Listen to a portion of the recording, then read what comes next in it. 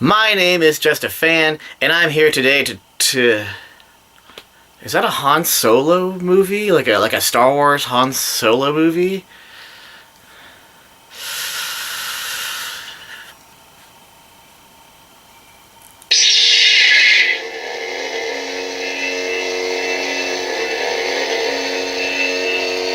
Oh. Oh. It wasn't total garbage. I mean, can you blame me for being so skeptical? I mean, when Star Wars Episodes 1, 2, and 3 came out, it was kind of like, oh man, what's going on here? What's happened? And then, years later, then we get Star Wars Episode 7, and I did, and I still do enjoy that one. And then we had that Rogue One movie, and I was like, oh, I don't know about this. What's happening with Star Wars? And then we had our Episode 8 a few months ago, and that's one that I tried so hard to like. I really did. Even my review, which was the first review I ever actually recorded, I started out being more positive about it, and the more I thought about it, I remember finding myself saying, I'm trying so hard to like this movie, and it's not easy. That's not really a good thing you can say about a movie, at least for my opinion. And also, I have bad memories about that review just because of the fact that it was the first one I recorded, and so it wasn't done as well as some of my other things have been so far. And even the sound effect I put in there, for some reason, I had it right at the right time where I talk about a bonk sound effect, and the bonk just got moved around to some other place. I don't know what happened there. But the point is, can you blame me for being skeptical about a Han Solo Star Wars movie after the last couple movies we've had? And some people even hate Episode 7, which, from a certain perspective, I can see sort of what they're talking about, even if I don't feel like the fact that it's similar to similar is a weak word, but super similar to A New Hope, I don't think that makes it a bad movie. So here we are with Han Solo, a Star Wars story. And I saw it yesterday. I guess it came out 1 or 2 days ago. It's fresh in my mind, and we're definitely going to talk about it here.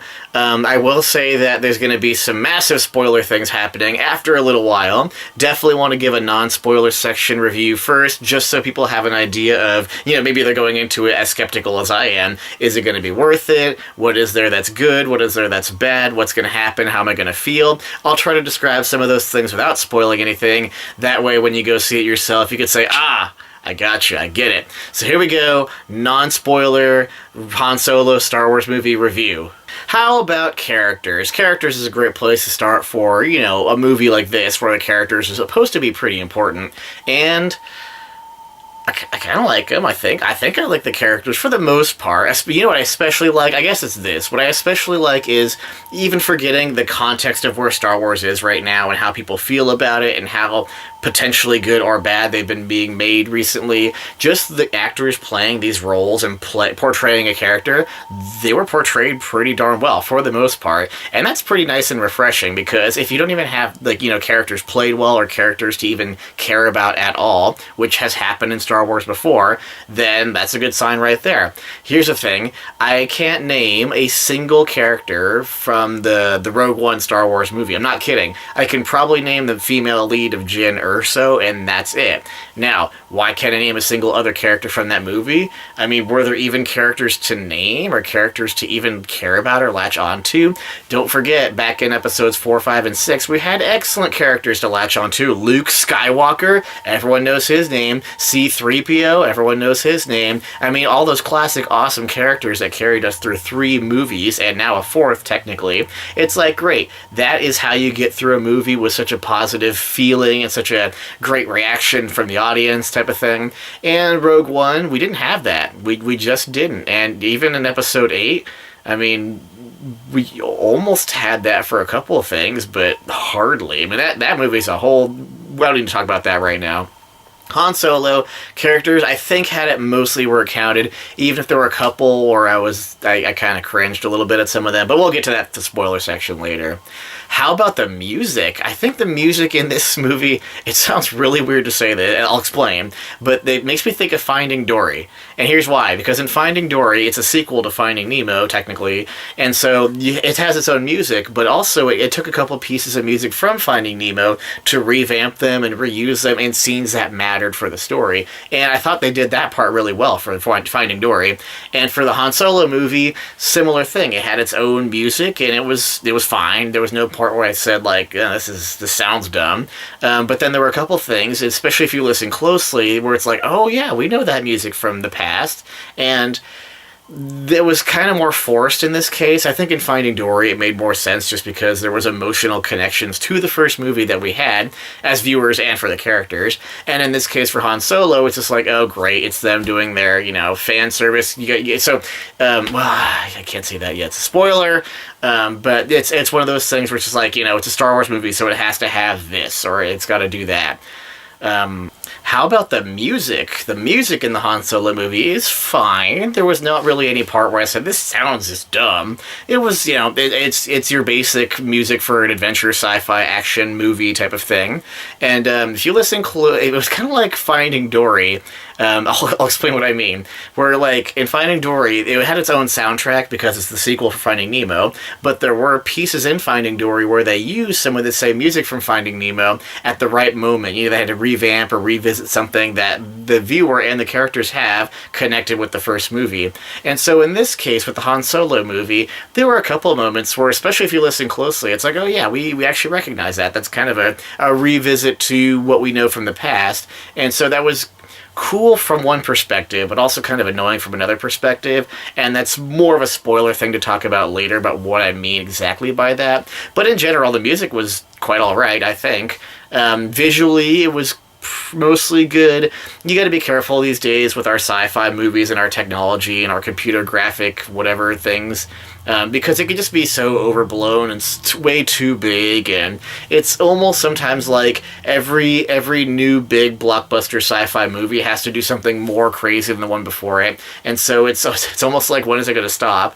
And it's kind of refreshing sometimes when you have a simple visual that is it's contrast to other things we've seen, where it's rather than being more impressive to the viewer because it's bigger and better or whatever, it's simpler and more refined and more close to the viewer and lets us be more emotionally involved. And it wasn't like we couldn't be emotionally involved in this case, but it was another one where even if things look cool, it was kind of like, wow, that's pretty big deal there, pretty big visual. So, I mean, I guess it's great that we can be more immersed in the Star Wars universe or whatever after 41 years of Star Wars being a thing, but we don't need every single movie to have these massive visuals that show so much, and you almost can't find everything at once because it's just there's too much going on. I don't know. It was there, and it didn't take too much away from the story, I guess I would say. And the story, let's talk about that for a second. The story is not bad, actually. It's actually maybe one of my favorite parts about this movie is the idea. I mean, you got Han Solo. You have this classic character. Almost everyone in the world likes him. I don't think I've ever met anybody who's ever said, oh, Han Solo, what a dumb character. So you got this great idea for a character, and then how do you show his past or whatever? How do you show at least something from his past? So, I mean, that's the point here. I mean, did we need this movie to exist? Probably not. But if you're going to do a Han Solo movie, if you're going to put him in a younger role, put the character in a younger role, how do you do that? And I think what they did do for him, just in general, was more acceptable than you would expect it to be. And that says a lot coming from me, because I have trouble accepting anything as canon from Star Wars lately. I mean, I know someone writes something, and then George Lucas or Lucasfilm or someone official says, oh yeah, that we'll consider that canon. It's like great if it's officially canon, but just accepting that is kind of hard for me. Anything from like after 1993 or something for Star Wars stories, it's kind of gotten a little crazy, and I don't know if it's because it's just easy for George Lucas or Lucasfilm or whoever, I don't know who's doing this, but to say, oh yeah, you guys wrote that thing, but we'll call it canon. It's like, does that mean you want to take some credit or expand your own universe because someone else is writing it for you? And it's like, yeah, well, we'll accept that, great. And that's great for the ones who are writing these things, because then they get credit for it and they get to be a part of canon or whatever. But I have trouble accepting a lot of stuff like that. But the fact that I can almost pretty well accept this movie, the whole point here, the fact that I can accept the Han Solo movie as, like, yeah, that's believable, and I have no problem thinking about this, as I do have problems thinking about other things from Star Wars. I think that's a good sign. So story, I'm going to give it an okay, or a good. Humor comes to my mind just because The Last Jedi Episode 8 tried to be very humorous in many instances and completely failed in like 90% of them.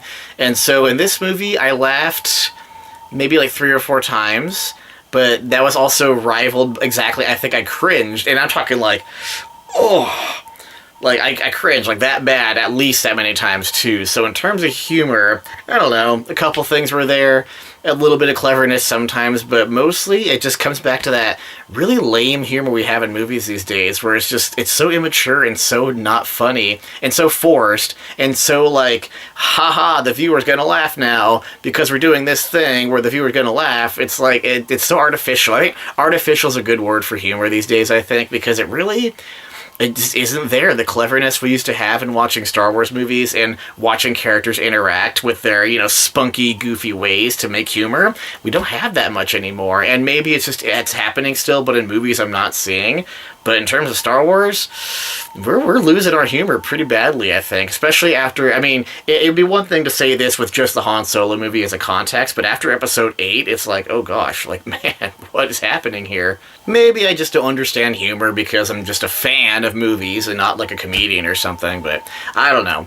How about this question because we're still in the non-spoiler area of the review for the Han Solo movie. What about someone who just loves their Star Wars and they want to see a bunch of Star Warsy things happen in these movies, these spin-off movies or whatever you call it? Are they gonna like that? Are there too many? Are there the right amount? Is it well done? Not well done? Regarding those little things we see where it's like, oh, it's Star Wars thing. It's a Star Wars thing. It's a Star Wars thing.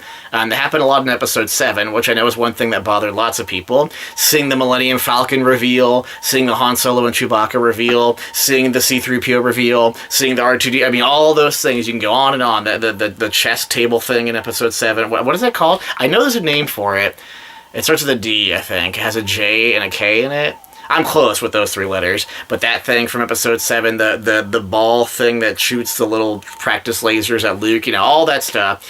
Is there too much of that in the Han Solo movie? Is there not enough? Is there just the right amount? Is there even a right amount? I mean, that's a question that depends entirely on perspective and opinion and stuff like that. For me, I think that many of the things they did do, that again, are those little references and nods and those fan servicey moments, they could have been dumber. I mean, seriously, there were some that were just dumb, but the ones that were even kind of actually clever or, there for a decent reason, because I do think that there were some in this movie for a good reason. I can't wait to talk about that for the spoiler section, but it could have been dumber, I guess. And there probably aren't as many of those things or as many of those moments in this movie as there were in Episode 7 or Rogue One too, I think. So, yeah, if that kind of thing is really bugging you and you're really scared about it, I'm going to say that shouldn't be a thing you should worry about before you see this movie. I mean, it's Star Wars. It's 21st century Star Wars, so you're going to see that kind of thing anyway. You can't get around it at this rate, so don't let that bother you if it really is going to bother some people out there, which I think it does. And it's kind of weird. I'm trying to think of more non-spoiler things to say about the movie, but I'm kind of coming up short, and I mean, that's normal, I guess, to a degree, right? You can only say so much about a movie without spoiling it, but I feel like it's been shorter than usual for my non-spoiler stuff. I'm not really keeping track of time, but talked about characters, we talked about music, we talked about Star Wars references and nods or whatever, fan servicey things, character interactions a little bit. How about, like, action? I mean, it's a Star Wars movie, so it's got to have some type of action scenes, action sequences, scenes of excitingness. In these cases with Star Wars, often, blasters or lightsabers or explosions or this or that or whatever. Those were... And those can be overdone, too, is one reason I bring it up. I mean, sometimes it's just, like, so much blaster and this and people and this. It's like, way, way overblown. I'm thinking about Star Wars Episode 2, 3, Rogue One was a little bit too action-y at some pieces. Just for the sake of having, Star Wars action too. And so, is there a good amount in Han Solo movie? Is there too much? Is there not even enough? Some people might say. And it always depends on what someone wants. If someone wants to see just blasters shooting and people getting hit and, explosions happening and droids blowing up or ships blowing up or whatever, then great for those people who want that. Those of us who don't find that to be the thing that makes a Star Wars movie good, either way, what's going to happen in this movie when you see it? It's got some action. I mean, for sure. You can't really have a Star Wars movie without action, and that's fair. I didn't really think about this when I was watching it. I just kind of thought of it right there, It's not. It gets it's a little concentrated. I guess I would say that some of the action sequences they kind of concentrate a little bit, and then you kind of get a breather from that. And for good reason, for some character stuff and some story stuff and some things like that. So I actually think that the action in this movie, just in terms of action movies, not even Star Wars action, but it was done all right. I mean, the pacing. It's too long of a movie, or at least it feels too long as you're watching it, which is just as bad as being too long, I guess. But the pacing in between, when are we going to have our shooting moments and our blowing up moments and our crazy action adrenaline moments, that actually seem pretty all right. And that's a good thing to say. I don't think I could say that about many other action movies, and I avoid them for that reason. I mean, there's so, watching going to the Han Solo movie, the trailers that came on before it was like action movie after action movie for the trailers, and all of them are just the same thing. It's someone doing something really clever with a car and escaping this thing. It's like, it's almost like you can only be so clever in some crazy action scene so many times before you might not know what's going to happen because it's very clever and unique, but it's going to be a clever and unique action sequence, and it's just like, okay, yeah, there's that unrealistic thing that person does that's so cool looking that we like it anyway. I don't know, that's how I feel about action movies lately, and I'm not going to see probably any of the ones that I saw trailers for, just because it's like, whatever, I don't want to see the same thing over and over that we have been seeing for years. But in this case, I digress. But in this case, I think the Han Solo movie did a pretty good job of keeping the action where it needed to be for a Star Wars movie and also for an action movie in general.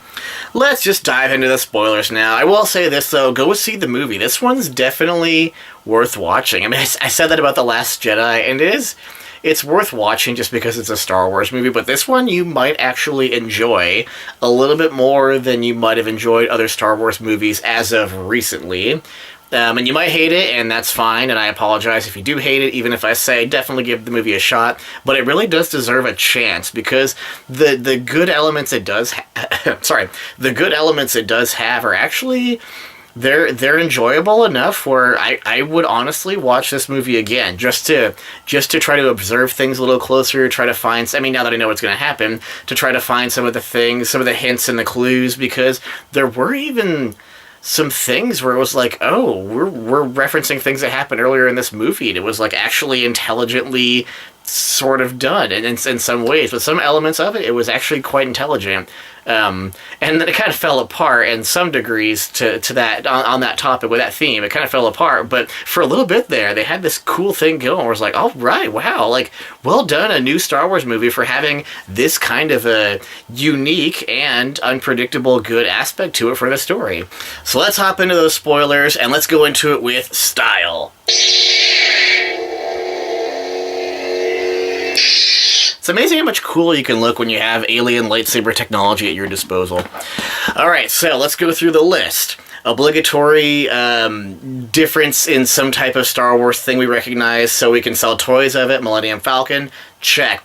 Obligatory lightsaber in a Star Wars movie, check. Obligatory evil person with a hologram telling someone else evil things to do, check. Obligatory droid who has more character than any other droid in the movie, just so we can have a character droid so we can laugh at it as an audience or whatever, check. This thing I think about... my favorite movie reviewers, half in the bag. I think about what Rich said about the Star Wars franchise these days. Not even a specific movie, but in general, he's talking about every Star Wars movie has to have stormtroopers, has to have TIE fighters, has to have this, has to have that. And he talks about how it's a small universe, because if you don't have those things, then it's not really a Star Wars movie, but that's what we have. I don't know why I'm holding this. It's a Star Wars movie kind of thing. So I think he's right about that. I think it's like the obligatory list of things you have to have for Star Wars movies. Now, is there an official list? No. Did I just make it up on the spot and say they had this, and this that they always have in Star Wars movies? Yes, but that's okay to have those things. When you think about it, we saw TIE fighters at one part of the movie, or maybe two parts. It was around the sequence when they go to Kessel to do their their heist or whatever you could call it, which is fair because it's like an Imperial controlled sector. But those TIE fighters were so unnecessary. And again, notice how they're different. Notice how the Millennium Falcon was different. It's in the Stormtroopers from Episode 7 were different. It's always about how do we change something just slightly so we can market it to kids and market it to audiences who want to buy toys and merchandise and stuff, which I don't really approve of, or I guess you could say I don't find it like super moral or necessary. It's just unnecessary. Like why change the shape of the Millennium Falcon just so we can be like, oh my gosh, it's different, whoa, and then of course they sell the toys for it, and then they have to have a reason why it ends up looking like it does as we know it from the original trilogy. So it's gotta at some point have this reason why that little piece in the middle like comes off. I guess it was the escape pod or whatever. I don't know. That's kind of weird, but we have those things. We do have the lightsaber, and it was funny when the lightsaber thing happened, which don't even get me started on that scene yet. But before you-know-who pulled out the lightsaber and the hologram or whatever, even just minutes before that, I was like, hey, we're kind of getting to the end of this movie, and we haven't seen a lightsaber once, and I'm quite pleased that they took the opportunity to say, hey, we don't have to have a lightsaber in every Star Wars movie, but they did it anyway, and again, ugh. Let's go back to the very beginning of this movie, right to the point where it says, a long time ago in a galaxy far, far away, in blue text on a black background. Classic, right?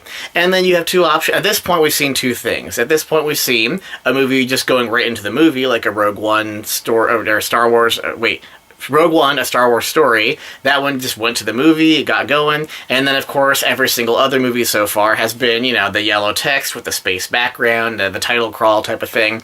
So you do one or the other of those so far, and then this time we just had more blue text and a black background. That was pretty surprising right there. I mean, not like you can't do that, but like, wow, why are they throwing this like expository dialogue at us with like, this name Lady Proxima? And by the way, it was talking about how people in the galaxy are having conflict fighting over, resources or whatever, food, medical supplies, hyperfuel.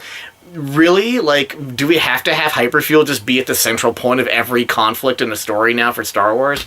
I mean, whether this was made after Episode 8 or that part of the movie was made before Episode 8 or it was in response to Episode 8, whatever, no matter what, it's just so awkward that we had such a poor element of the story having to do with fuel in Episode 8, and now it's back already in this new Star Wars movie just a few months later. I mean, it's just so weird and bizarre. And speaking of weird and bizarre, if they are going to give us some expository dialogue through text at the beginning of the movie, that's okay, because every other Star Wars movie except for Rogue One has done that so far, but why do it in a different way? Like, what was the point of having it just be in the blue text? Why not just do your yellow text, opening title crawl with the scrolling and everything? It was a double throw-off. It was like, what, this, and a triple throw-off came because they started talking about someone called Lady Proxima, and I was like, who? That doesn't mean anything. I mean, it gives us a name, yes. At least I could see the name, so it, registers in my brain. But otherwise, it was like it was like pulling a General Grievous. It's like, who's that? Why do we care what they do? Are they important? And they turn out to be the least important character in Episode 3, it sounds. I mean, the whole movie's a train wreck, so I don't even need to go into that. But it was like, I don't know who that is. And it happened so many times through this movie. We would get some kind of name or some character knows this thing. Like, oh yeah, this X name of person or X name of a group or X planet or whatever is they're just going to do a thing. And it's like, who's that? I can't get into this story. I can't feel bad for you characters, or I can't connect with you characters, and I can't get into the story when you have all these character names or group names that just don't mean anything to us. Now, I get that it means something to these characters, but if it doesn't mean something to the viewer characters, then it's going to be pretty hard to get the viewer engaged with the movie, when if you could at least give us some of those examples and give us some of those things that show why we're supposed to care about that.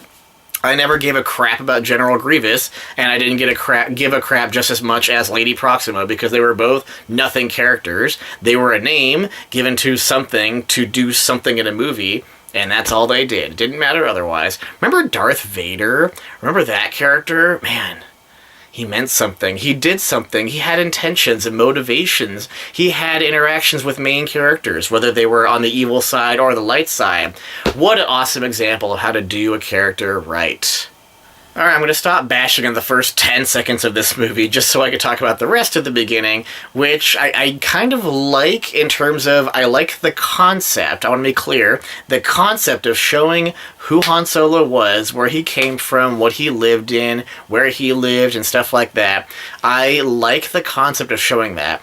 And, seeing how he got from where he was to who he is today. And when I say today, I mean the original character in 1977, Han Solo.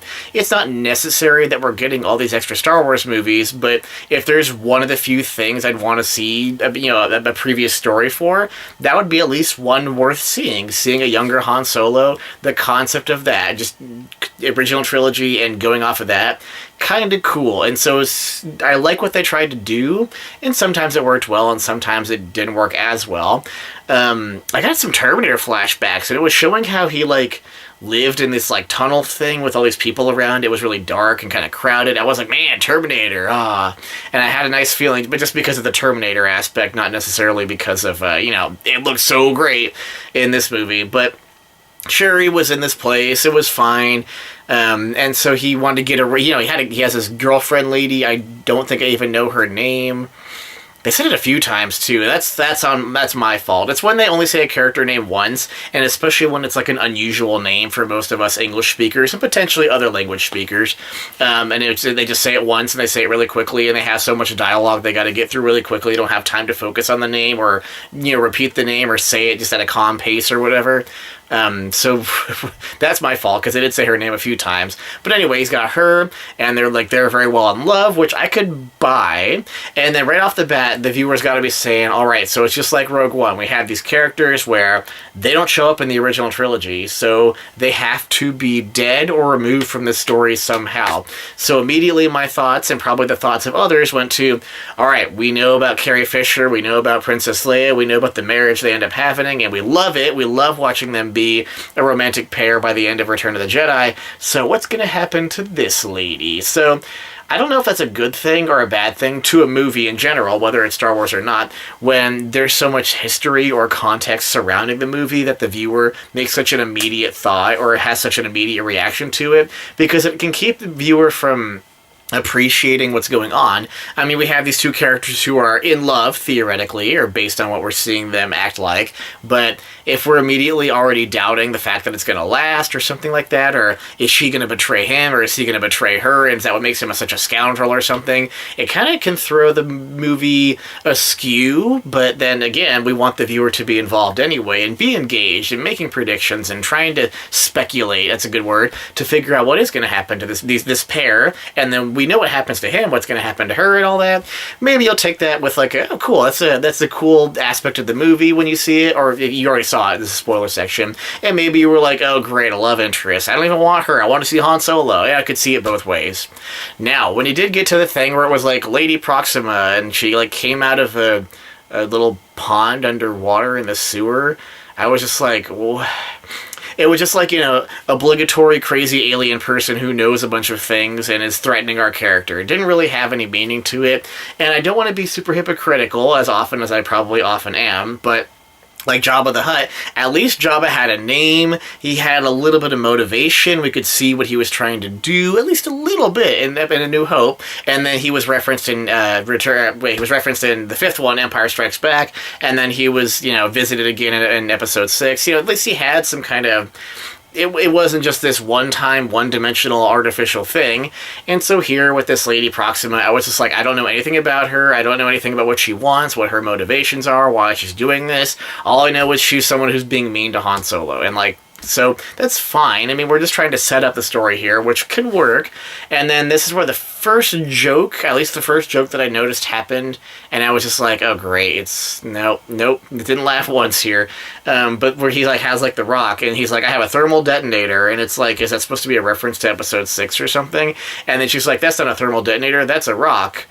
And there wasn't even time for a like it was almost like the movie for like half a second was just kind of quiet because no one in the movie laughed or like had a reaction to that, and then no one in the audience had a reaction to that in the theater. So it's kind of like, oh great, bad already humor. Here's the thing I really like about this movie. Not just the fact that it's the concept of Han Solo being younger or whatever, but I really like this thing of he is his own character. Like, he didn't have something happen to... He wasn't like a blank character, and something happened and it changed the way he was. Like, he didn't have to, like, go through something really tragic, like watch his parents die, or, have to do something really horrible to someone to save his life or anything. They could have done that, and movies do that all the time, to try to kind of force a big reaction and a big feeling into the viewer really early. They sometimes do those types of things, but we didn't. He just he was trying to live through the situation he was in, and he was trying to get out of it with someone he loves, and I'm glad that he even had someone he cared about. It was kind of cool. It wasn't like she had to force her way into his life and make him care about her. It was just like, that's who he is, and that's kind of where he's going through, and he later, and the best part about this too was he later was brought up by another character and said to some degree of like who he is today, again today being in episode 4, but it was great. It wasn't like he was just some like soulless husk of a person and he got shaped by everything around him. It kind of was a character driven movie, which is always better than a plot driven movie, where he was who he was and he changed a little bit, and there was a little bit of an arc in some ways, especially with character interactions and such. And then he even had someone else and I'm talking about someone else I'm talking about is the Beckett guy. I had no idea he was going to be in this movie, but the guy who plays Tallahassee in Zombieland, which is a great movie. He's a great actor. He's always going to be Tallahassee to me. But seeing him have some similar qualities to Han Solo and kind of help him, establish who he's going to be, who he wants to be, who he should be, that was actually great. Seeing the character we know from so long ago and have known for so long become that character, because he wasn't just drawn on by an artist or a writer trying to create a character. That was really cool. It felt real. I guess I should say that. It felt real. It didn't feel artificial about how Han Solo became Han Solo, and I really appreciate that. I hope other people see it that way too, because that really was one of the best aspects of the movie, because it's the Han Solo movie. Now, as we progress a little bit through the movie, we have this thing where Han Solo and his girlfriend person want to leave the planet, and Corellia, by the way. I have known, I think it's pretty common Star Wars knowledge, and it has been for a while, that he's from the planet called Corellia. Kind of cool to see Corellia just for once in the first time in history, on a motion picture, film kind of thing. That was, I guess, okay. But they try to leave or whatever. They go to the airport or something, whatever you want to call it, spaceport to some degree, kind of controlled by the Empire, and as much as I do agree that just having stormtroopers or having the Empire for the sake of having the Empire is kind of dumb, you do have to realize that they do kind of control a lot of places in the galaxy. I mean, they kind of take over planets, or do this, or rule with an iron fist, or want to control things. They're very controlling. And so seeing stormtroopers, seeing Imperial people doing Imperial things at a planet that isn't necessarily the Imperial capital planet or whatever, it was realistic, at least, to see that type of thing happening within the Star Wars universe. And then what an odd scene. This is the most unsure thing about I was in the whole movie, where they're in that spaceport, trying to get out, and they focus on that advertisement thing saying, "Join up for the stormtroopers." And I think they even had that's one of the music pieces there they used from previous movies, where they kind of had the Imperial March theme plan, or a rendition of it. And I was I don't know how I feel about that, because to a degree we've always had this question of, where do the stormtroopers come from? We have this lame but canon movie where we see the clone troopers that look kind of like stormtroopers that the Emperor uses and rules as if he's the king, and they're his pawns or whatever. And then over the course of the next movie and a half, it's kind of like they become the stormtroopers, or at least they're the original image of Stormtrooper for us now. And so, but then it's so are the Stormtroopers clones? Did they sign up? Did they, get pulled into duty, like a draft or something? And so seeing an advertisement for becoming a Stormtrooper, sort of like Starship Troopers style, which is a hilarious movie in some ways, but it was so odd. I was so are they finally, someone at some point said, "Hey, we're going to say this is how, or at least this is one way people become stormtroopers. They just want to sign up," and I think it even said become part of something great or something like that, propaganda style. And it was man, what what a concept! What a thing to choose to put in the movie. And it was to a degree a brave thing. It wasn't even a stupid thing. It was just kind of like, well, we're gonna say this, and that's how we're gonna portray the Empire. At least joining the Empire in this light. I'm sure someone out there is going to find some reason why it's the dumbest thing in the world and how it makes no sense at all, but just putting it in the movie to me was at least very interesting. I honestly don't know if I like it or dislike it. What I didn't like about that whole sequence was how when Han Solo and his girlfriend lady get separated and she says like, oh, just go save yourself, and he's like, I'm gonna come back for you or whatever, which is great. Actually, I like that concept that it's a character driven thing. He's not just responding to, plot driven devices. It's like, yeah, like I care about this person, and because of my character and who I am and what I want to do, I want to come back for her. So that's great. And he goes to send him to be a pilot or whatever, which also makes sense with that character thing going on. And then that Imperial officer is like, oh, you have no last name? Since when does a character in Star Wars not have a last name? I mean, did Luke Skywalker somehow be given the name Skywalker because something happened? Baru Lars, like that was their last name. Kenobi was Obi-Wan's last name. I mean, Emperor Palpatine has a last name. So why does Han Solo not have a last name and have to be given the name Solo? That was my first big cringe moment.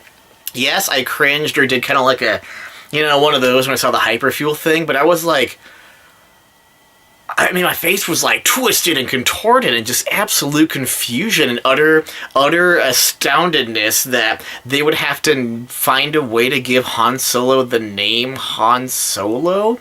What? I get that we're doing these spin-off movies or these side movies or these whatever these movies are, these additional Star Wars movies, and it's helping explain how some things happen, which is a noble quest, but the name of the character had to come from some guy saying he was Solo? What a stupid thing to do. I can't even believe I saw that. Coming back to it right now, reliving that moment in my head is just, I'm completely speechless, at least inwardly, of course I'm talking now, completely speechless for how stupid that is. And so, of all the things you want to do to, portray a character that we know very well from years and years ago, that's probably one of the worst things you can do, or especially one of the worst ways you can do it. What a bizarre thing. So Han Solo's name isn't really Han Solo. Just think about that. Let that sink in. We've had 41 plus years of Star Wars, of Han Solo the character, enriching our lives and speaking to us and giving us entertainment, Harrison Ford, and his name isn't Han Solo. I don't even know what it is. Now, I'm going to play the devil's advocate and say, because there's someone out there who's going to do this, they're going to say, well, he's from the slums, or he grew up in, this terrible place where he never got to have a last name because it was such a challenging life or whatever. If you want to try to write the story on your own, you go ahead and try to do that type of thing, but I'm not going to believe it just because that's no reason for someone not to have a last name. Even slavery on Tatooine, we had characters that had last names. Anakin Skywalker, he had a last name or whatever. Also, he does mention his parents a couple times in the movie, which imply that he had a childhood to a degree. He had some sort of normalcy or a thing we can connect with. We, as most normal humans, have parents that we know. We can kind of connect with that and be like, yeah, of course, he had a family or whatever. So his family never had a last name, the whole thing? No matter how I look at it, it makes no sense, and I'm really digging into this point, but it just bugs the crap out of me because I can't believe of all the things they would have to do for this Han Solo movie, they would have to give him the name Solo. By the way, were some of those Imperial officers like actors from the original trilogy? I swear, some of them looked super familiar. Just because they had the hat, the uniform on or whatever, I swear some of those actors were original actors from the movie from before. And we did see Warwick Davis too, right? Didn't we see? Yeah, we saw Warwick Davis there. He was one of the Marauders who weren't Marauders. That was kind of weird. I'll get to that later. But it was like, sure, why not? And Warwick Davis is awesome. I would love to meet that guy at a convention or something because he seems like a super nice, super cool dude. But it was just interesting kind of having this weird nostalgic feeling of I have seen this before. I've seen that face in that uniform with that hat on doing something Imperial, that type of thing. That was interesting. I just forgot there was the dice thing, like the Han dice thing. That's another thing where I get it. Like, I get that they want us to be like, oh, that's where Han Solo got his dice. This thing that meant absolutely nothing in the original trilogy. Like, it was there, but did we have to have them make sense of it or have a backstory to it? I mean, those are the types of things that really do bug me about these additional Star Wars movies. Who cares where he got his dice, or who cares why he has them, or who cares that he gave them to the girl and she gave them back and he kept them? It's like, why does it matter? And I guess it has to matter more now because they brought it up in Episode 8, and Luke Skywalker was able to force them into being on a different planet, only to have them disappear after he disappeared. It's getting kind of weak here, like, rocky and just like not a smooth, straight thing that they didn't have to do anyway. So whatever on that one. And the Imperial actors being the same actors as before, does that bug me? Just shoving them in there just for the sake of shoving them in there. I think that's a much better thing to do than shoving like the guy who was the villain in the James Bond movie or whatever. Like, at least this was an original actor. It's like, yeah, let's get them back in there. They played the role once, let's give it to them again, especially if they're still alive and still kicking and still, willing to do the role. I think that's a fantastic thing to do. Get that group back together. I mean, they made such a magical thing, such a fantastic, absolutely great thing back in the 70s, late 70s, early 80s. Let's bring them back together and keep going on it. I'm okay with that, even though I would not want to sound like a hypocrite once again and say that they shouldn't just put people in movies just for the sake of having them in movies. So Han joins the Imperial Academy or whatever, wants to be a pilot, whatever. 3 years later, whatever, he gets kicked out of the pilot academy because he had a mind of his own, which is cool because that's his character. He does have a mind of his own. He does things his way. So I like that aspect of it. That matches the character we've seen before. And it's funny because I say seen before because in our past, 41 years ago, we saw that character, but now this movie's in the future, but about the past that's before the past of seeing the movie in 1977, and so when we see that, anyway, so I like that part about it. I kind of like and again, the concept of this is pretty cool. We have some, guys in the Imperial Army or whatever, or the military, whatever you want to call it, and they're kind of, they're storming some planet, which we don't know what the planet is, do we? We don't know why they're storming it, we don't know why they're killing everybody, we don't know what they're fighting over, so those are the types of things where it's weakly done. But at least the characters we got to meet throughout those sequences, where it's like, hey, you're not an Imperial officer guy. You stole that jacket. Like, I want to team up with you guys. Having this little group of people in the Imperial Army is kind of cool because it's realistic for one thing that someone would say, like, yeah, I'm just here for my own benefit, where we're actually just like a bunch of thieves or a bunch of heisters or whatever people who do illegal things are like that. And we're just trying to, use this as a front to get some, resources, some power, some protection necessarily, and trying to, whatever, for our own means. That's cool. It's a cool concept. And the concept of Han Solo saying, like, wait, you guys also are thinking for yourselves. You're not the ones who are just blindly following orders here. I'm with you. I want to stay with you. Like, that was cool. And it was a young guy kind of thing to do, too. It wasn't just like I want to leave here and go do my own thing. I mean, he sort of did to a degree, but being the young guy who needed some assistance and, help me out with this. I want to help you. I can be useful to you. He's kind of makes you think of Luke in a way where it's like, you bet I can pilot a ship. I can do that. I don't have to stand here and take this. It's like, yeah, get a little spunk to him. So I appreciate that. I love what they tried to do conceptually. And then when Han Solo was saying that, why are we here, to the actual Imperial lieutenant or whatever, he was like, why are we doing this type of thing? You got a problem or whatever, saying back to him. It was cool to see a character not just say, wow, wait, I just realized we're monsters. Like, it wasn't just like that kind of, stereotypical someone on the evil side realizes how evil they are and then goes to the other side or whatever. It at least had to do more with just, here's where I am. I got kicked out of that, what I wanted to do for that reason that we already know about. It sounds kind of confusing when I say it like this, but rather than just saying, man, this is a simple, ridiculous thing we're doing, I'm going to do it that way.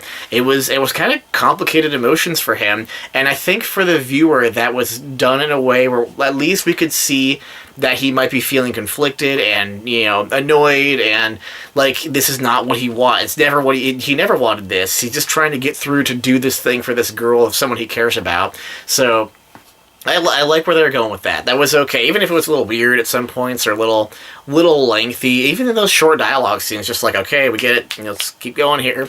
It was interesting. When they threw him into the muddy pit where there's some creature who needed to eat because they hadn't been fed in 3 days, I was like, okay, it's either going to be a Rancor or Chewbacca.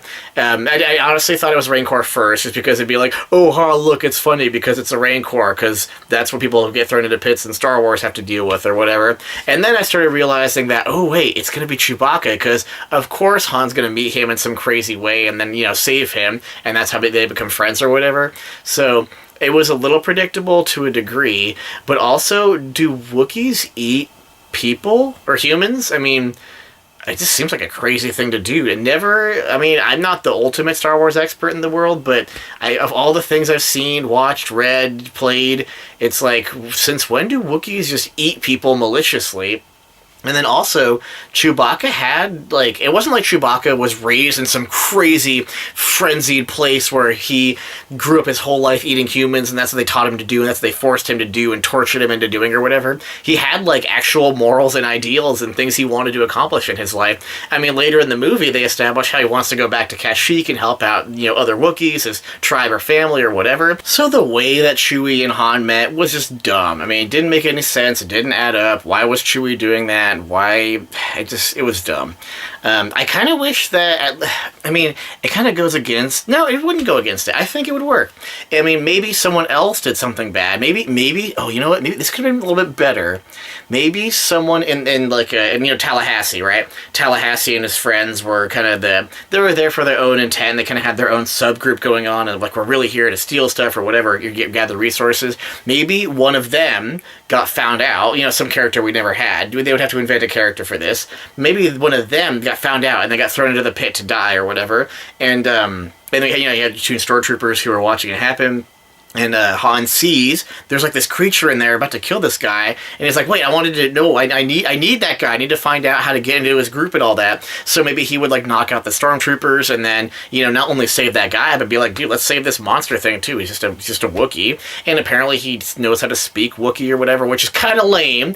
I gotta say this: as much as I love the characters of Han Solo and Chewbacca, they're only as good as they are because Han himself does not speak Wookiee. Watching him growl a little bit with subtitles was kind of dumb, and then he only did it for a few minutes and then never did it again. I wish he just said yeah, I understand. He didn't have to say that I speak some Wookiee. That was pretty dumb, I think. But either way, it would have been much more awesome to have him want to need some guy who was being killed in there, or some girl, whoever, someone else being attacked. He would knock out the stormtroopers and save Chewie, because at least Chewie would see him with some kind of positive light.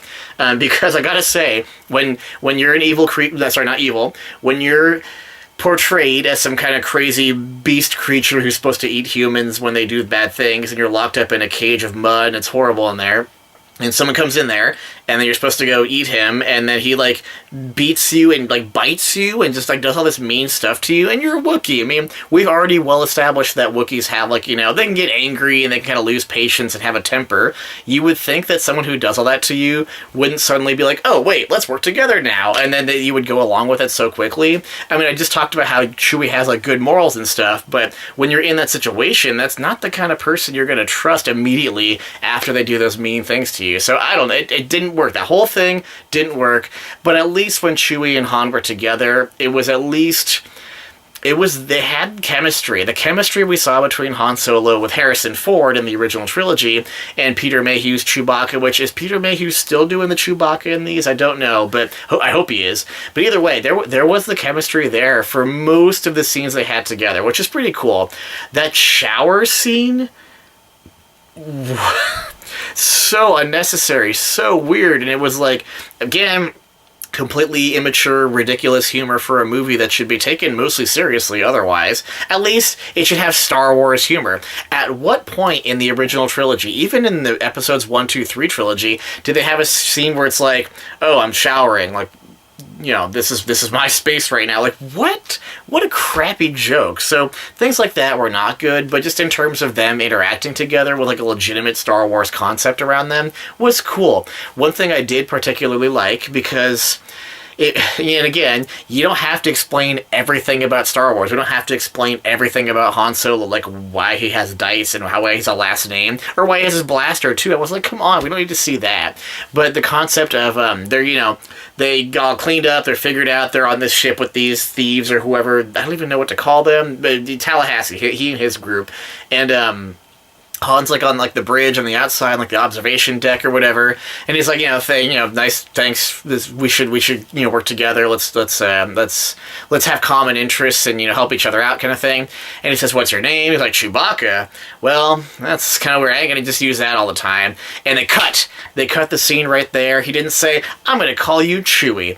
I mean, think about how much dumber it would have been, how much more cliche and how much more forced and how much just more like we got to make it perfect. Tie a little bow on top of it, and now we have this awesome scene where we know exactly why he calls Chewbacca Chewie. At least it makes sense why he wouldn't want to call him Chewbacca all the time. At least it makes sense that he does call him Chewie in the original Star Wars trilogy.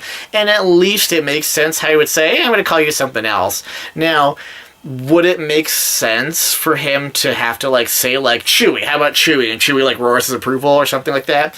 Yeah, they could have had that, but at least they kept that aspect of it out of it, just because we don't have to see every little detail about how something became the way it is, especially when it's been so forced these days. I mean, we have to force so many things into our Star Wars movies where we see exactly how something happens, and it becomes overwhelming, or not even overwhelming, but just unnecessary details where it's it's making the viewer get really predicty, you're predicting, oh great, now he's going to say where the name Chewie comes from. As soon as that, back to the whole thing about Han Solo becoming dubbed Han Solo, as soon as the guy say, oh, you're alone, huh? I'm like, oh, he's going to name him Solo. It just kind of, it doesn't let us be in the movie as a natural process. That's what it should be for a movie. We should get into it naturally. We shouldn't have to be artificially or, pulled in with certain strings. We should be able to just let ourselves come on in and be immersed and watch things happen as they naturally should. And when they do stuff like that, it's not the same. You don't feel it the same way. I hope this makes sense what I'm trying to say. So I did like the thing, to recap, I did like the thing where he says, "Chewbacca, I'd rather call you, I'll give you a nickname or something," and cut after that. Don't need to see the rest of that conversation. Great. Okay, what else about this movie? Hey, you know what? I like the characters, so I again don't know what to call him, but Tallahassee and his four-armed pilot guy companion and his girlfriend, partner, companion. I don't know what their names are, but I liked the four-armed guy pretty well. He just had personality. He was fun. He's one of those fun. He was almost think back to Episode 4, the original Star Wars. You have Luke Skywalker. He's a decent character, fine character. He has ambitions. He has goals. We see him do some things, interact, and we like his character. Then he meets Han Solo, and Han Solo's already got some character, and it's kind of I'm this guy, and I do this, and this is how I talk, and this is how I think, which is awesome. I mean, Han Solo, it's freaking Han Solo. We love that character. Now, this character, the forearm guy, whatever his name is, we don't have nearly anything to that effect of oh, here's this new character and I like him, but I did like him. I mean, he had he had a way of doing things and he lived with that and he talked like that and he was actually relatively nice and positive. He just, he has some experience and he's just going through the next thing with all the experience he has, and I like that character quite a bit. I mean, he was just kind of fun. He was the pilot of the group, he had some use, he had some things that he had a part, and so it felt like an essential part, an essential role for the group of criminals, I guess you could say, that Han Solo joins up in, which is awesome. Didn't really care much for the character with the explosives or whatever, and she was Tallahassee's wife or whatever she was.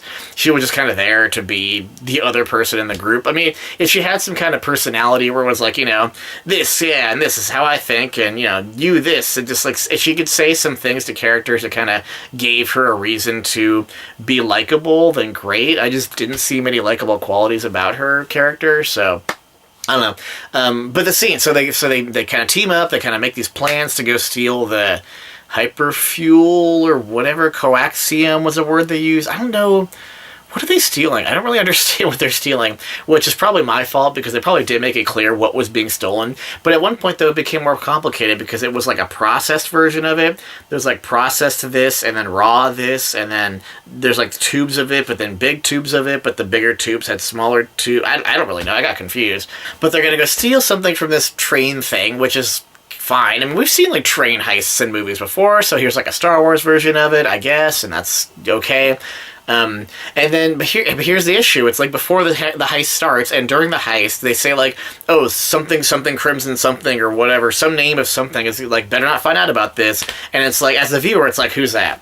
What do they want? Why do they care? Why bring it up if you're not going to answer the questions, or at least if we're not even going to get to see why that matters in the story? If you have a group of characters that we kind of can get behind and sort of support kind of thing as viewers, it's still early in the movie, but you have a group and they have to achieve something, and you have some obstacle that someone mentions with some exposition that, oh, I hope they don't find out about it, but the viewer doesn't know why that matters or who cares about it, then it's like...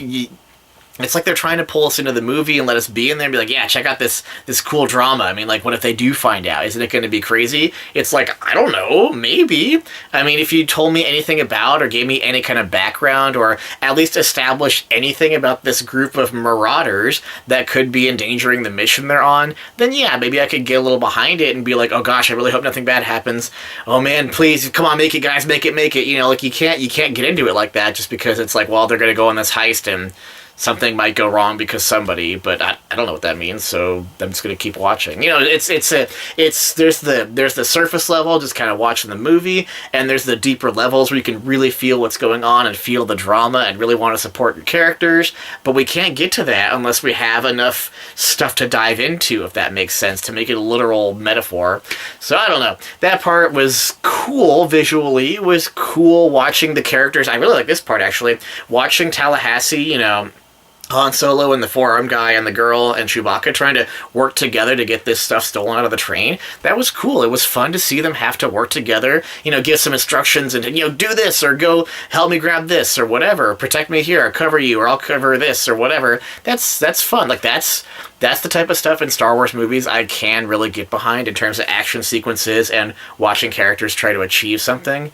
So I really like the scene for multiple reasons. That's one of them. Another one is watching, well, sort of. Another one's watching Han Solo and Chewbacca sort of start supporting each other because they have quite a bond, like a bond, you know, in episodes 4, 5, and 6. I mean, you would never see one without the other, right? Or at least, you know, when Han Solo gets, you know, frozen in carbonite and Chewie roars, he's like, ah! That's really upsetting to me. It's like, great, we can see that, we can feel it, we know, not because we're being told by expository dialogue or something, but we know, because of how the characters act together, that they really care about each other and they don't want to be without each other if they can help it or whatever, you know. And so here, it's like seeing the beginning aspects of that, and that kind of works. It's actually kind of cool to see Han Solo, you know, pull Chewie back and save his life or whatever, and be like, Chewie, we're gonna have to do this together. You have to pull this one, and then you gotta get that one together. It's like, you know, we got this, man. We are becoming a team. That works. That just works as a concept, conceptually, and it works as characters that we know. So after a relatively weak start to this movie, I do think it actually picks up a little bit at this point in the movie where they kind of, you know, tried to steal that stuff from the train, whatever the stuff was, try to steal it from the train, and, you know, it ends up crashing and blowing up. I mean, that was kind of exciting. We had good character things happening. We actually had a little drama with, you know, characters dying or almost dying or whatever. You know, you didn't follow my orders, you have to learn to follow orders kind of thing. I was amazed how much Tallahassee forgave Han Solo just very quickly for his, like, two best friends, including, like, his, you know, partner or wife or whatever dying. I was like, wow, just one punch to the face, but let's start working together again anyway. A little bit quick there, which I did like watching those characters work together anyway, so that was fine, but it was just hard to believe that kind of thing happened. Maybe it was something, I mean, it was kind of like because it was Han Solo's fault that those two characters died kind of thing. because he didn't follow orders at the end or whatever, and he let the Marauders like take the whatever things, and it fell and blew up or whatever. It was like that part was his fault, but it might have worked better at least for the end of this sequence, for them walking off together with Chewbacca, saying like, all right, well, we're still working together. Might have worked better to have Han Solo even try to save them or something, and he couldn't save them, and they died for some other reason, or they died for something that was out of his hands and out of the whole situation's control. And then, Tallahassee would have been like, well, you did good. Like, I gotta keep going, man. So let's keep working together. Whatever, anything like that. But it didn't quite work the way that happened to me, but whatever.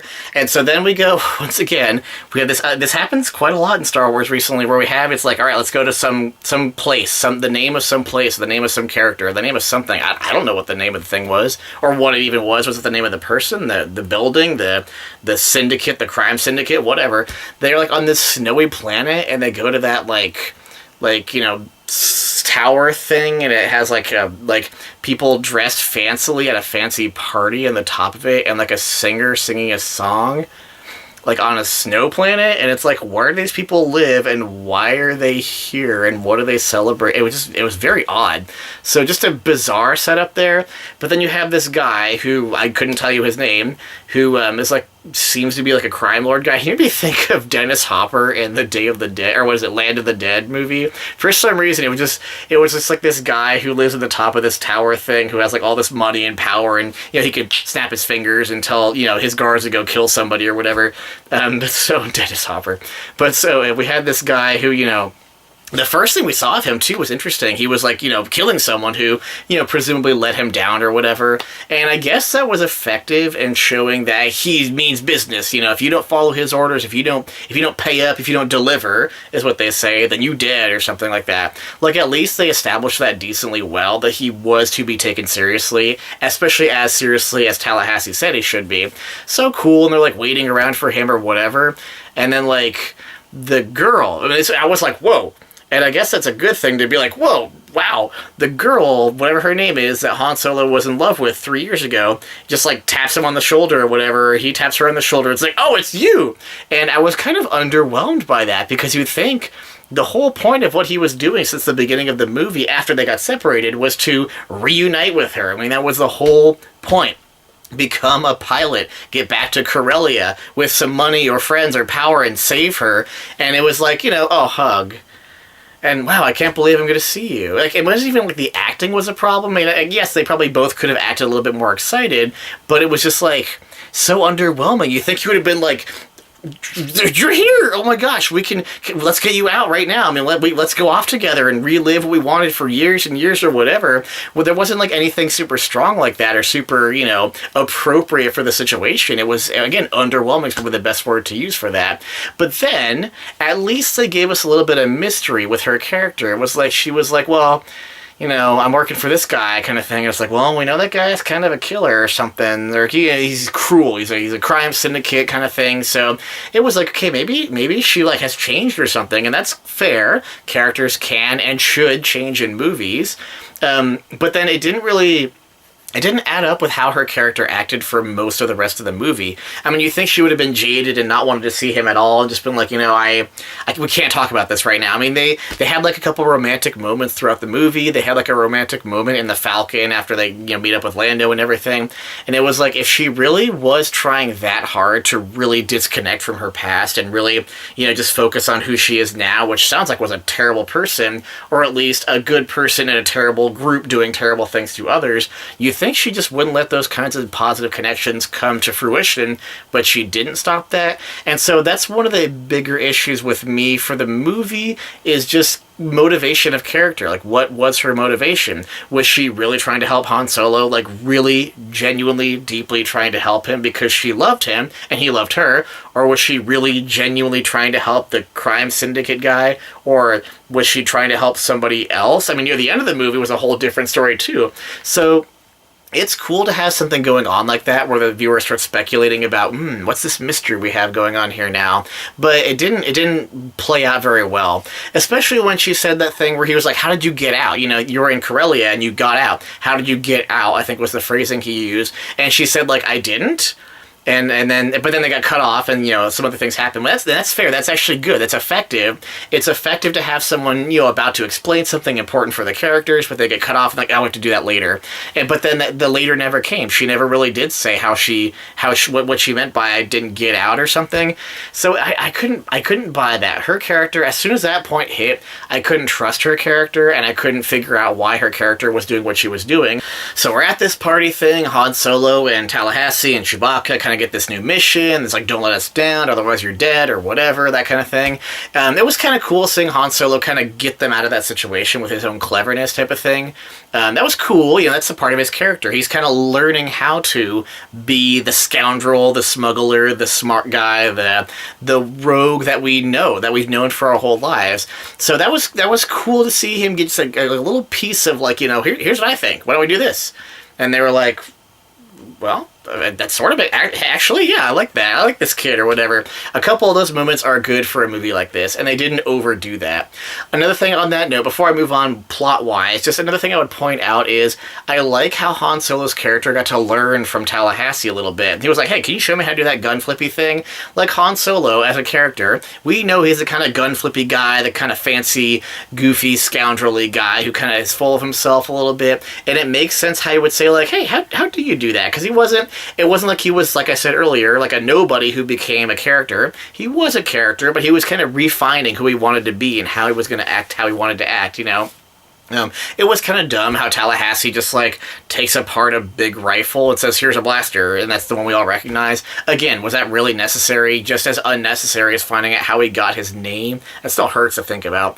But, it was cool. Like, watching that, like, kind of unofficial apprentice mentorship with, like, this kind of rogue scoundrel guy who sort of has been living longer in this style than Han Solo has. Like, that was kind of cool. So I like that. I just wanted to point that out because that kind of was part of what I was saying about how Tallahassee was the one calling the shots for the group, but Han Solo was like, what if we did this? Kind of get himself in there and kind of taking a chance at stuff. That's who his character is, and that fits very well. So cool. So they got to go find Lando. They got to get a ship. They got to whatever. For one thing, the Millennium Falcon being, like, differently shaped and having no escape pod or whatever, or having the escape pod or whatever, it bugs me how much that they try so hard to, change things so they can sell new toys or whatever, and just so we could have that scene where it comes out, and then we're like, oh my gosh, that's how the Millennium Falcon gets its shape. Again, do we have to know how the Millennium Falcon gets its shape? I mean, what a forced thing. It just kind of bugs me. So anyway, they play Sabak or Sab. I always thought it was Sabak, but Sabak or whatever. Great. Lando is a little bit of a trickster. I like his character was portrayed, especially by the actor. I don't know who that actor is who played Lando in this movie, but he was, like, pretty cool. That's what you would expect a younger Lando Calrissian to be like. I didn't really have any problems with the character in general, but the one who works for him, holy crap. What was the droid's name? Like L3 or something? Gosh, could you have, like, any more of an annoying droid character? I mean, we have a few setup scenes where they show who Lando is. They show him playing Sabak, and he's like a popular guy, and people kind of laugh at his jokes, and he was even kind of nice to Han Solo. I mean, Han Solo, like, buys into the table, and he's like, beginner's luck, I guess. He was like, hey, well played. He even said, like, well played. Like that. He's such a great, just fun character. I love that. He wasn't just a jerk. He wasn't just too nice and let people, like, walk over him. He knew exactly what he wanted to be, and he acted that way. So, great character, and yeah, he was a little bit of a cheater there, which is also, like, that's just who his character would be. But his droid, for crap's sake, could we have any more stupid of a character for a droid? Whatever her name was, or the droid's name was, it was just like this sassy droid lady kind of thing, and it was so dumb. I mean, that's your obligatory droid in a Star Wars movie who has more personality than any other droid, so they can be a character just for the movie. Like, what the heck? I mean, at least the droid in the Rogue One movie was, like, still droidy. Like, he was still, like, official, gave the numbers, did the calculations. Like, I didn't really, I wasn't super fond of his character before I saw the Han Solo movie, but now I would take that any day over this stupid sassy lady droid we had for, like, Lando's lieutenant or whatever he called her. Gosh, I mean, at least it was almost like someone at some point said, wait, hold on, guys. why is this character in this movie? And then someone's like, well, let's say that she has like really good hyperspace databanks or something. Yeah, then that makes her a necessary character. We don't have to reshoot anything or whatever. It's almost like that happened because it was so bad, and they gave her like a one-line reason why she should be a character in the movie, and then that was it. I mean, gosh, terrible character. Did not like it. Did not. I mean, it even walked sassily. Like, you know, when they're walking to the Falcon, it was even like had this like strutty thing to it, and it was like, oh, stop, just stop. It was so forced. I mean, maybe, if in the original trilogy we saw like other droid characters that had that much personality and had that much humanity, I mean, not humanity, that's the wrong word, but just acted that much like a sassy human, then maybe it would be okay to have another one like that. But this is so far out of the box from anything we've had before, and even the droid in Rogue One was pushing it. Like, that was, like, C-3PO and R2-D2 were awesome. I mean, did R2-D2 ever do, like, a goofy, sassy walk, or C-3PO ever at some point, you know, do something way out of character? I mean, no, they were droids. They were droids with character. They're actually pretty much the only main characters we've seen in every main Star Wars movie. I mean, really, from episodes 1 to 8, they're the ones we've seen the most, but they don't have to be, like, super sassy, forced person. Oh, it kills me to think that I had to watch a Han Solo movie, a Star Wars movie, where there was a droid done so badly. So I hope we don't get anything like that in the future, or even if we do get a droid character, keep it simple, guys. Seriously. I mean, there was even like the R4 droid in episodes 2 and 3, and it was just kind of a droid. It was there to help out Obi-Wan a little bit. He had a little bit of, not banter, but just a little bit of dialogue with Obi-Wan, and it was fine, you know, but that's all you need right there, just to have a droid character to help out your main characters. All you need. You do not need what you did with the Han Solo movie. Jeez. So we got our group of main characters, Lando and his horrible droid, going in the Millennium Falcon to Kessel, which we've actually heard of before. I mean, other than the Kessel Run in 12 parsecs thing, we even heard C-3PO in the original movie talk about how we'll be sent to the spice mines of Kessel, crushed into a million pieces or something like that. You know, it's a place we've heard about, so it's fair to have that in the movie. I mean, that's the type of thing where it doesn't feel like they have Kessel just for the sake of having Kessel, so the viewer's like, whoa, Kessel, oh my gosh, we're just saying everything.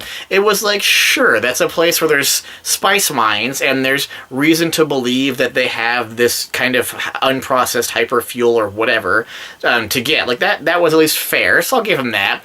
And they get there, and there's some maelstrom surrounding it, which is fine, I guess, even though we've never heard of that or seen that, in Star Wars universe ever before. Got dumber later. But they get there, they implement their plan. Their plan was kind of cool, I hated how Tallahassee was wearing, like, the Lando Calrissian, like, bounty hunter thing from the Return of the Jedi. I mean, are we really supposed to... I mean, that too, that's another one. Do we really have to have a backstory for where he has that outfit from, or at least the helmet?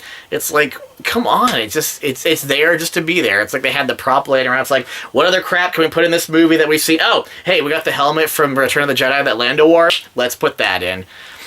It's so unnecessary, and that part bugged me, but it's a minor part for that scene, or that sequence. But, they get in, the stupid sassy droid does super stupid sassy stuff. It's like, here, go free other droids and start a rebellion or something. I was like, what? And then they did! It was like such a stupid line, but then they really started doing it. There was even some scene, just one frame or two, where they had, like, droids going crazy in a control room, and I swear there was one just, like, it has its arms, like, doing this and, like, bashing on controls or something, and I was just laughing out loud at how stupid that was. But while that's going on, at least we have our characters, trying to get to our point where they have the unprocessed hyperfuel or whatever, and they try to find a way to get that out. And again, I love watching these characters try to work together to solve something. How do we get into there? When we get there, how do we get them out? How do we keep security off our butts when we're doing all this stuff? How do we lock all the doors, open the right doors, know where to go? That kind of stuff. And this is the point I mentioned, I think, earlier so far, that I started having fun a little bit. I actually started having some fun watching watching a new Star Wars movie. And I don't think I have experienced that since Episode 7 came out. And what was that, 3 or 4 years ago now or something? It was kind of refreshing to see some characters just doing something without a lot of forced stupid stuff or even any forced stuff, and just like, let's get this done. This sequence it could have been a little shorter, especially the sequence after this. It could have been much shorter with this long movie, but at least it was fun. It was Star Wars things happening. It was fun, and I appreciate that. They got their hyperfuel or whatever. They, Chewie and Han had a couple more moments to kind of help establish their friendship, and they eventually got out of there. I mean, not really much plot-wise happened other than the horrible, stupid droid died, which I'm gonna say I was not too sad about. And at least as they were getting out of the situation on Kessel, it made sense for Lando to be upset with Han. And, when he sees him in Episode 5, it's kind of like, showing your face here again, you think you can come here and, ask for help or whatever. Like, like, you can see that happen. Like, at least it makes sense from what we saw. It makes sense why Lando would be a little skeptical, a little annoyed to see Han, especially after that he got a ship, which we've always known he's had his ship or whatever. But that was there. It helped out with the characters a little bit to see Lando just have reason to be annoyed and hate Han Solo or whatever. And the following sequence just took way too long. This thing where he's got to get away from Kessel, they characters and the Millennium Falcon have to get away from Kessel, and there's like no easy way to do it, and something about parsecs, and it's like, oh, now they have to explain how the Kessel Run thing happened. I kind of almost would rather them not do this 12 parsec thing in this movie, just because it's yet another thing where, do we have to see every detail and get an explanation for everything? Because again, it feels so artificial, and maybe it could have been this. I mean, you don't have to go too far different from the movie, but maybe it could have been something like, wait, so there's like 20 parsecs to get out of here, and Lando's like, yeah, it takes a while or whatever, and Han's like, man, I wonder if it would be like, couldn't we find a faster way to do it? Or he just speculates about it or something like that. Maybe he starts to go one route, but then Lando says, no, don't go that route. And Han says, I could have made that. I could do it in fewer than 20 or whatever, but they have to keep flying and get away from the creatures or the TIE fighters or whatever. And so we at least have a hint of, hey, Han Solo's heard of this, and he knew he could do it or something like that. So eventually he tried again and got it within 12 or something like that. But the fact that he just, here it's 20 parsecs. Oh, I can do it in 12. All right, we did it. It was kind of like, well, there's that now. But it wasn't really as fun, because we could have had some more character interactions where it had Lando and Han like butting heads and being like, no, you can't do this. Yes, I can. Just watch. I could have done it, and whatever. Like that kind of thing could have worked. And then there was so the Star Destroyer came. They were trying to leave Kessel, and the Star Destroyer came, and it was like, what? Why?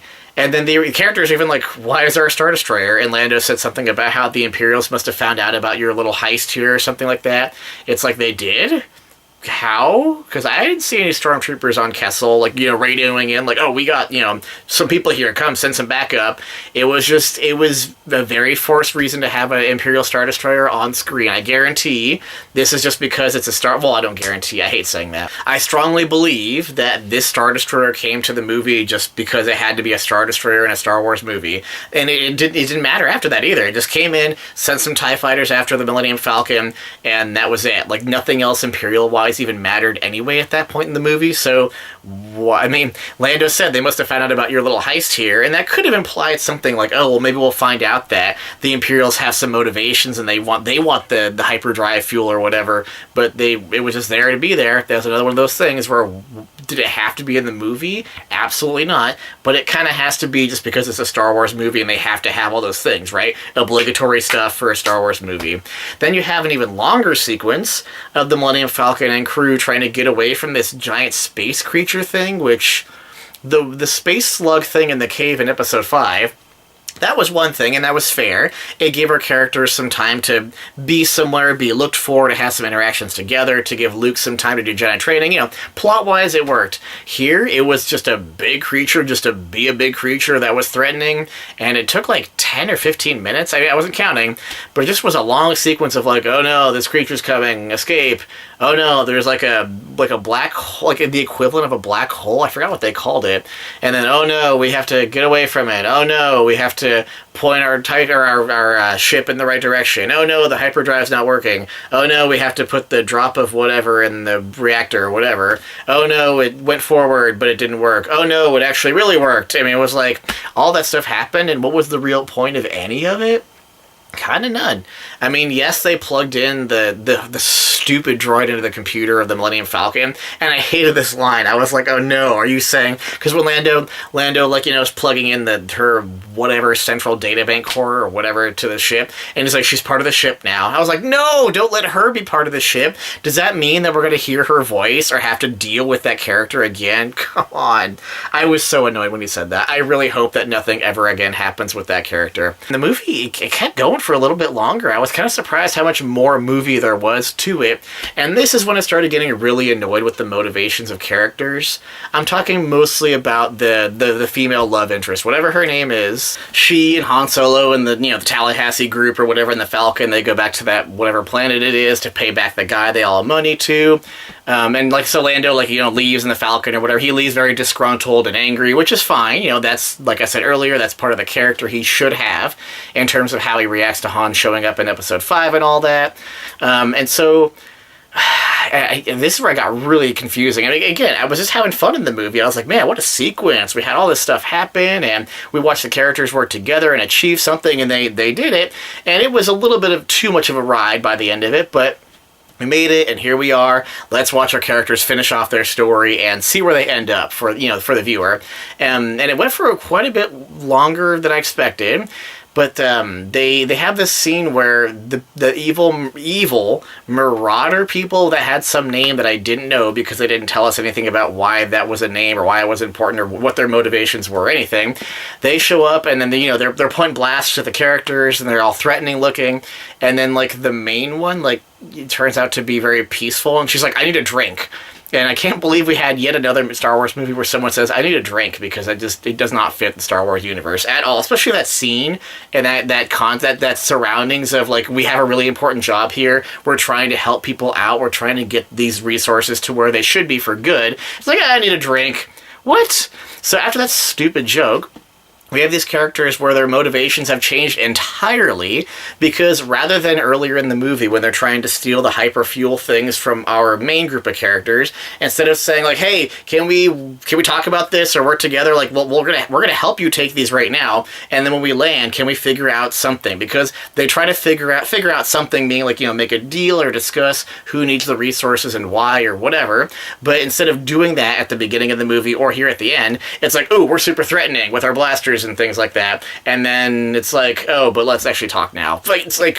It's almost like they had to rewrite the character for some reason, or like someone started writing the movie and then someone else later picked it up and said, yeah, let's make them good guys, or let's make them nice and peaceful, because that's clearly what they were shown to be earlier in the movie. And that's kind of the biggest issue with the ending sequences I have. It's that the motivations of many of the characters are completely unclear. The motivations of those marauder people are completely unclear at this point. The motivations of, after a little while, the motivations of Tallahassee are completely unclear. The motivations of the female love interest, completely unclear, especially since we never had any follow-up after that scene where she says, I never got out, or whatever. We had a couple little glimpses sometimes, but it was never anything, extensive, or really say. She just said, like, you would hate me if you knew, or your opinion would change. And it's like, okay, but it hasn't, so what if for Han Solo? He has no reason to not trust her, essentially, because he's so in love with her and he's tried so hard to get her back, type of thing.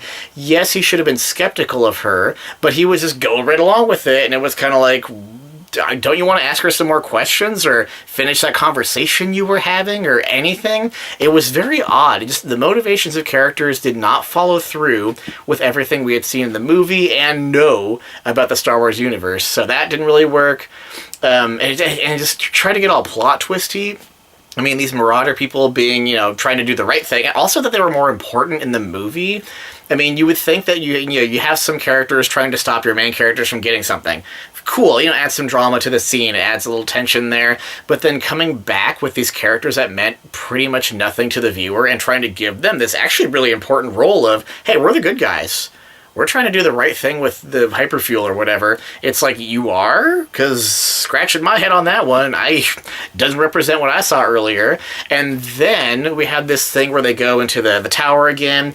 They have some kind of plan where Tallahassee, he like was going to leave, but then he comes back because he gets revealed to the viewer and to Han Solo and Chewbacca that he was the one who was passing information to whatever the guy's, I don't know his name, whatever the guy's name is who's organizing all this. And he said, you should never trust anybody because, we have these fake things here now, and it's going to be such an, it looks so real. I mean, it's trying to make it so deep and clever and cool. And I was like, this is, I don't know what anybody's doing now. It got too crazy. Especially because they double-crossed Han, who was going to double-cross them by hiding a blaster in the container thing, who then got double-crossed by Tallahassee, who then got double-crossed by Han again because they had the real hyperfuel there, who then got double-crossed by the fact that, but then Tallahassee double-crossed the guy who was I was like, how many times say double-cross/twist in the last few minutes here? And that guy, he ends up, trying to kill, Tallahassee, he kills the guard of the evil guy, and the evil guy was like, I'm gonna kill you guys now, or at least he did after Tallahassee escaped with the hyperfuel and with Chewie, and then so there's Han Solo left and the girl and the evil guy. Look how sad that is. Han Solo, the girl, and evil guy. What great characters to have perfect names for. And then so he's trying to kill him, and then the girl ends up killing the evil guy, and kind of like, I choose Han Solo over, between the work I've done with you and Han Solo, I choose Han Solo. Now, they kind of play that up as if it was a big decision, like, whoa, like she really chose Han. I mean, think about this. Think about Return of the Jedi.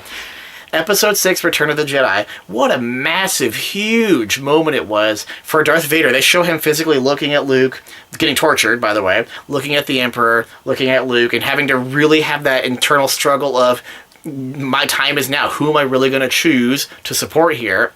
And of course, he chooses to support Luke. He grabs the Emperor and throws him into that pit or whatever. Now, that's a huge moment. Huge, awesome moment after 3 movies of, intense Star Wars action and character development. Now, we can have that same level of development here, but just the concept of the girl who was really in love with Han Solo, got left behind, somehow became, working for this evil guy, somehow didn't really reveal anything to Han Solo about it, which is fair, knowing that she apparently did horrible things, even though we don't even know she personally did any horrible things.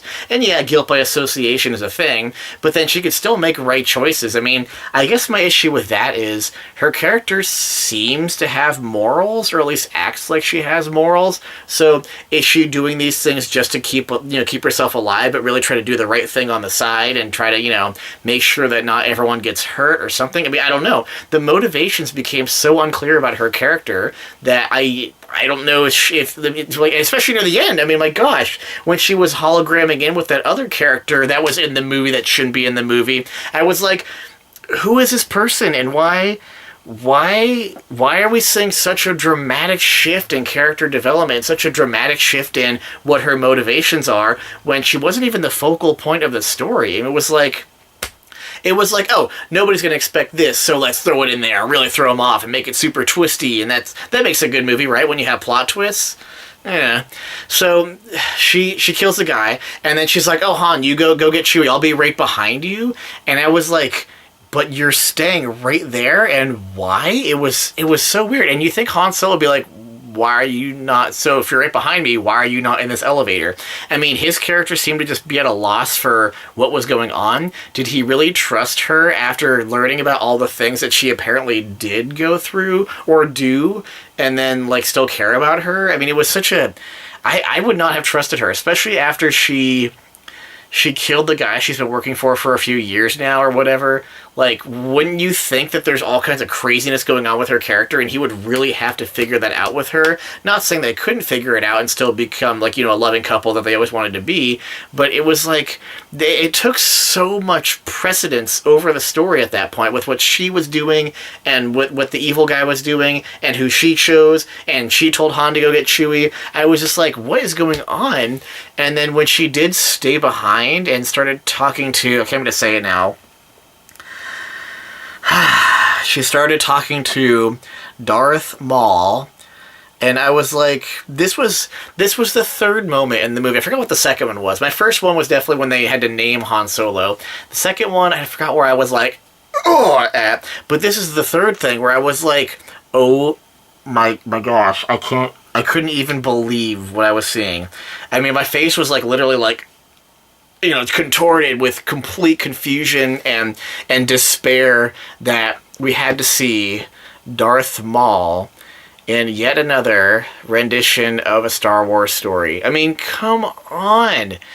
Why did we have to... I mean, what a dumb character anyway from episode 1. What a useless character. He was the evil character there to be evil, to fight with a lightsaber. I mean, he had nothing to him. He had 4 lines of dialogue, nothing about his character that made us care why he was doing what he was doing. He was literally just there to swing a lightsaber around and kill another bad character of Qui-Gon Jinn. And so, I guess in some other version of Star Wars or some thing that was made in the last 15 or 20 years, he is alive after he dies, which makes no sense anyway. But it's like, oh well, at some point someone wrote a story, and I think they made this is where the Clone Wars cartoon comes in. I don't know much about that, but at some point someone's like, oh yeah, Darth Maul's still alive, and it's like, okay, so someone said that, someone wrote a story with that, and so George Lucas himself, or Lucasfilm, or somebody who decides, like, oh yeah, that's canon for sure, even though it wasn't in episode 1, which I guess it's easier to believe that's canon than anything else, but just the fact that someone said, oh yeah, Darth Maul's still alive, and they took that and ran with it, it's like, even if that alone doesn't make sense, why does that have to become a part of our actual feature-length film Star Wars movies? It's very jarring, and it really throws me off for this already sort of too long movie. With if Darth Maul had nothing to do with this movie, and there was no hint of something else going on, and this girl is doing something really big after we find out she's doing something even just big, it falls apart. I gotta say that I think the ending with the Darth Maul thing and with the character motivations of this girl, it really just falls apart. I mean, it doesn't... Where are we gonna go now? It tried to become too big at the end and say, well, here's a good Han Solo story establishing where he's from, what he's doing, and how he meets Chewie or whatever, and then let's throw some craziness at the end, and then it crumbles. So it was too brittle. Far too brittle, because there was too much going on with individual characters, with the interactions with each other, and at that point, it was just like, well, whatever you want to do is apparently what you're going to do. It throws me off. It throws me really far off, and I just could not believe... I could not believe that Darth Maul had to show up in this movie. And also, that's the point, I think I mentioned this earlier, that's the point where I said, man, we almost just had a whole Star Wars movie with no lightsaber, and then maybe 2.5 minutes later, you have Darth Maul in hologram form. He didn't have to pull out his lightsaber. I mean, what was the point of that, too? He pulls out his lightsaber just threateningly at this girl, and he's like, you better follow orders, or whatever he said. And it's like, couldn't you have not done that? Because then we could have had our first Star Wars movie without a lightsaber. But no, he had to do it. I'm very disappointed. I'm very disappointed that this movie had to end the way it did. And also for the fact that she, flew the tower away. I mean, and Han Solo and Chewie are, looking at it, and he has, this look on his face like, oh no, I've been betrayed or something. And it's like, I mean... I guess he was betrayed, but I don't really know, because what are her character's motivations right now? Were they for her and Han? Were they for her and the evil guy we saw for, most of the portions of the movie? Was it for Darth Maul? Is it her own intentions? Is she some crazy Sith master and she's really gonna overthrow Darth Maul? I don't know. I mean, they did not take it seriously enough to fully flush out what her character was doing. Now, you can do this in a good way. The character of Tallahassee, he was portrayed to be someone who was just doing his own thing. I'm going to turn this off now. Of doing his own thing and of, teaming up with Han Solo, and he turned out to be a traitor to Han Solo and whatever, but then he kind of realized, you know what? I'm with Han Solo on this one, or I'm not with you, the evil guy, whatever evil guy's name was. He decided that he didn't want to go that route as he had been, and he did his own thing. That's a twist that at least has established motivation of the character and what he wanted, even if they went, one way and then went another way, and then went back on, back on their twist or whatever. At least, even though they did that, it worked because it was clear what was going on for the character. With this girl and Darth Maul, I just don't get it. And it doesn't work. It throws me off. I wanted to see what other people say. I have not looked at any reviews. I haven't looked at any spoilers. It's the day after the movie came out, or maybe 2 days after it came out. So I'm really just speaking here from my own reaction to the movie. But gosh dang, was my reaction ever strong by the end of the movie, just because of how much, not even disappointment, I mean, I guess disappointment, but just like feeling so like I was betrayed slightly by the movie, because it was doing a decent job pointing out how these things were working and what was going on, and then it's like they stopped trying after a while, and they said, well, we made a couple of plot twist ideas at the beginning of the movie, or when they're writing it, they made a couple plot twists, and they said, let's throw some of those in. It sounds like this is a decent time to do it, and it really wasn't a decent time, and especially not decently executed. So that's how I ended up feeling. I mean, that's the thing. I went into this movie being skeptical, and I was especially skeptical after the very beginning. It started getting okay and kind of good, and I was feeling all right. I was having fun, and then it just had to crash and burn on me. What a shame. Especially after watching the complete opposite happening after watching episode 8. I went in with such high expectations. I was like, yes, episode 7 was actually kind of fun, and we actually had another gap of no Star Wars, and we had new Star Wars now, and it's gonna be great. And it was what a shame to see episode 8 go so badly, and what a shame for me personally to watch Han Solo end so badly. But it doesn't ruin the whole movie. I still can get some enjoyment out of it, and I would watch it again. I think at some point I'm gonna maybe get the DVD and just watch the Han Solo movie again and appreciate it for the things that I do find worth appreciating. Whew. I just said a lot of stuff. If I missed anything, if I forgot to address something, if I addressed something incorrectly, if I addressed something you want to hear more about, please let me know. Make some comments, send some messages, send an email to contactjustafan@gmail.com, and let's talk about the Han Solo Star Wars movie, because I'm sure I said a lot of things that some people will agree with, and I'm sure I said plenty of stuff that no one's going to agree with, so let's talk about it. And I do apologize, really. I can't believe how much I said in such a small time period. It's actually kind of incredible, just looking at the clock, knowing how many hours went by, or how few hours went by after talking about this whole movie in such, complainy detail and stuff like that. It's been fun, though, just talking about the movie, and it has been fun talking about Star Wars again. I mean, 20, 30 years ago, we couldn't do this. We couldn't talk about Star Wars in the same capacity that we can now. And from one perspective, that's a great, fun thing. I mean, Star Wars has been, ever since, the first movie came out, not even Episode 4, but when the movie Star Wars came out in 1977, it's been awesome. So I'm gonna keep watching Star Wars movies. I do kind of have this feeling of, shouldn't I, if I'm getting so annoyed by some of these things that we're seeing in Star Wars movies, shouldn't I just not watch the next one or the rest of them or whatever comes out?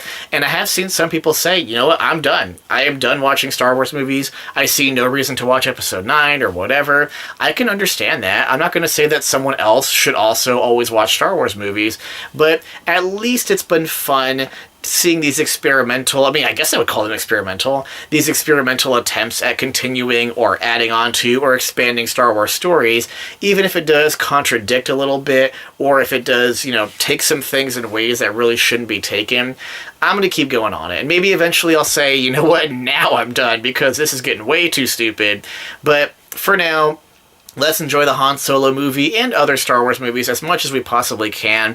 And I guess I have another question about it to end off this review, which I hope isn't too long. But so is there going to be a sequel, or do we now have a side story, the Han Solo side story, it's going to have its own sequel directly based off the first Han Solo movie? The ending here kind of implies that. It's almost like I don't want there to be a sequel to it, let me say that, especially with what we were given. We were given the love interest, or the girl, whatever her name is working for someone, and then it's Darth freaking Maul, and they have some kind of plan, and she's flying off to go do that?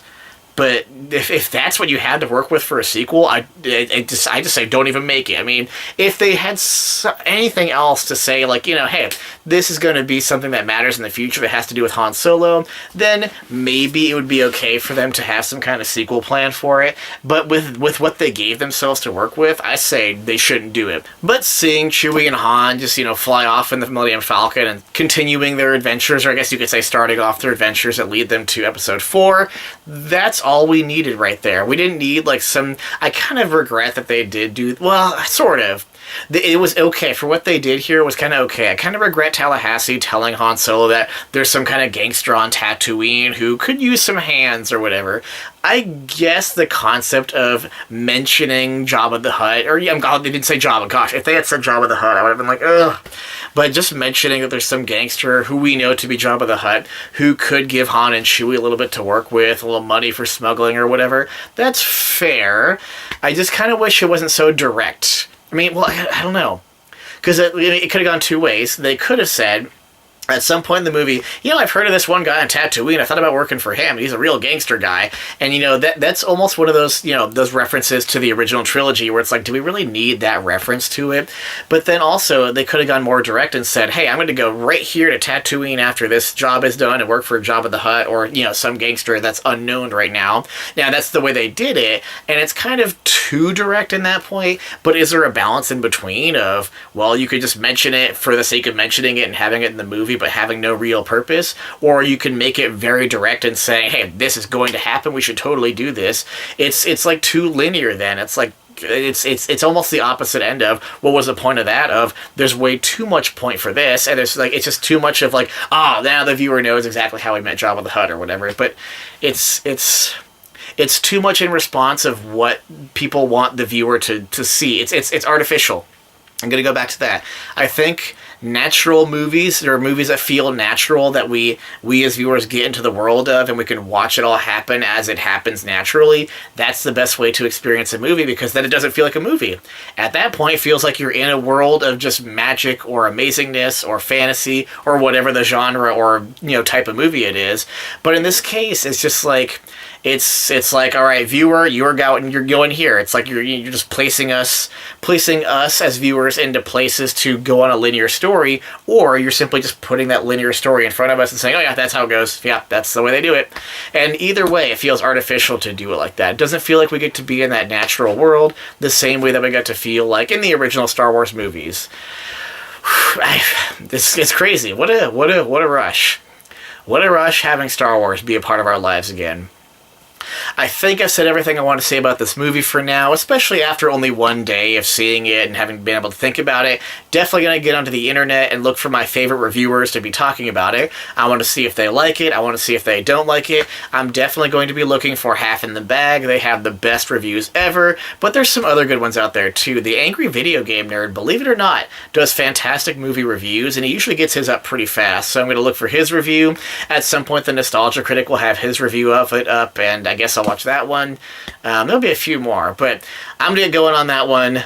I hope you guys have enjoyed my review, and I hope you enjoyed the movie of the Han Solo story. If you'll excuse me, I'm going to go not work for someone named Lady Proxima and for someone named whatever and have to steal things.